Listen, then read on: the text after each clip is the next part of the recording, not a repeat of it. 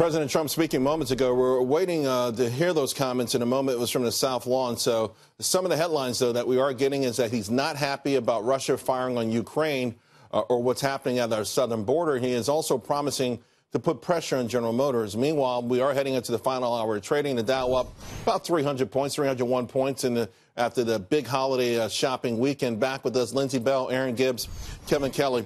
Erin, let me start with you. President Trump not happy with General Motors closing production, but I got to tell you, if it is just about cars, and I believe it is, because cars, I predicted a while back that the death of the car. I mean, it's pretty obvious. SUVs, crossovers, pickup trucks have bigger margins, fatter margins. Now I can see where you could say, well, why wouldn't these plants pick up production of those vehicles? Part of it is again part of your margins. Part of it is that we'll take a. Oh, I'm sorry. NASA landing on Mars, 7 minutes. It's a terror. They made it through it. There is a celebration. Less than half of these landing attempts fell when it comes to Mars. So this is a real big deal. Again, that key part, and maybe we'll get it on video later, is what they call 7 minutes of terror, the landing. All right, I'm sorry, Erin.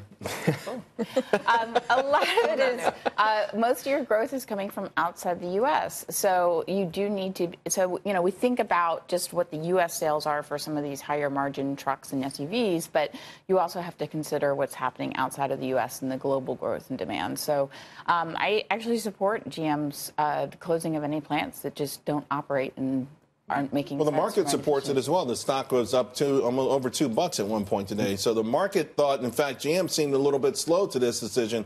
I think Ford wants to phase out cars altogether. Yeah, and it's important to note for the president that this is part of the USMCA, right, where they're talking about the wages of workers in Canada and Mexico assembling some of these parts and cars. And different SUVs are made in different plants, right? And so this is a sedan plant that they're getting rid of, but we're also tiptoeing around the issue of electric cars and also figuring out that they're probably going to do that in a different plant. So this is 14% of the workforce up to it, and this is just a recalibration of their supply chain. At 313,000 global workers, it's less than 5% of workers total. But listen, this is a key area for President Trump. He wants those manufacturing jobs, so we get that part of it, don't we? Yeah, we totally get it. But this isn't the first company to start announcing layoffs that we've seen over the last couple of months. So this is something that I want to keep a closer eye on, too. And now we're at the end of the year. It's typical to get layoffs at this time of year. But with the job openings number so high, but at the same time, jobless claims rising.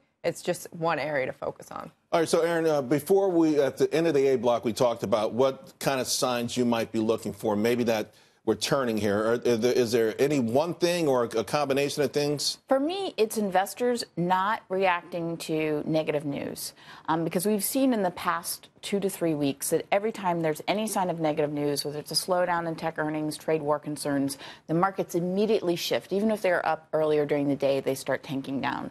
So I want to see some, let's say, neutral to slightly negative news, but the markets hold steady or go up.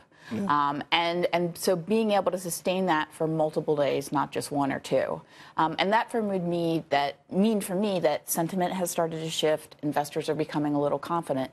But as long as we have this pervasive fear, and we have this combination of fears, we have so many things to worry about. A lot of question marks. A lot of question marks out there. For me, that turning point is going to happen until we see 2 or 3 days of investors being able to brush off a little negative news and focus more on the positive. And last week, Kevin, you look at the spikes in volume; they were huge. Every time we turned down, the volume was huge. To the upside, not a lot. The conviction certainly to the downside. So, we're taking out a lot of formerly strong hands.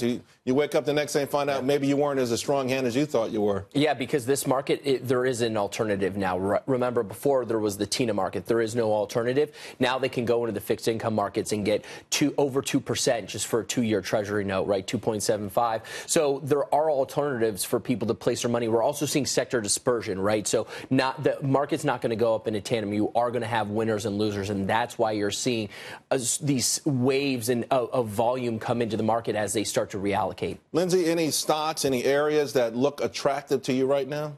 Yeah, I mean, we're still saying overweight the cyclical sector. So we're still looking at technology and energy, especially at these low levels. We think going into the end of the year, we will eventually get the Santa Claus rally. And those are the sectors that will do well. They've been so beaten up. It seems like a name like a Chevron or Exxon is just a no-brainer to me right here. I mean, a hefty dividend. You know it's going to come back. You know the stock is going to come back. You know crude oil will have its moment when it goes back.